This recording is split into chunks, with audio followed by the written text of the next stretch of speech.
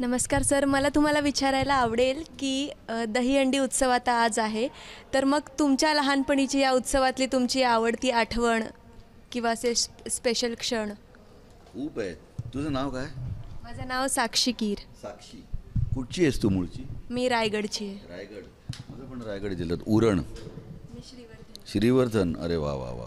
मी तसे जवळजवळ होतो. आपण कोकणाची सुरुवात जिथून होते तिथली आपण. तर लहानपणी जेव्हा जेव्हा असा उत्सव साजरा व्हायचा, आम्ही बिल्डिंगमध्ये आमची मुलं मिळून हे करायचो. मी आणि माझा भाऊ घरामध्ये ह्याला पण फॅनला पण एक दोरी बांधून त्याच्यामध्ये एक वाटी अडकवून त्याच्यात पाणी टाकून ती पण आम्ही घरात खेळायचो.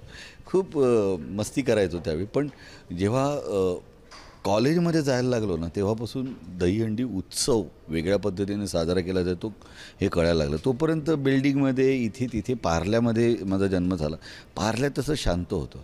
मी खऱ्या अर्थाने दहीहंडी चा हा इव्हेंट आणि उत्सव बघायला लागलो ठाण्यामधून.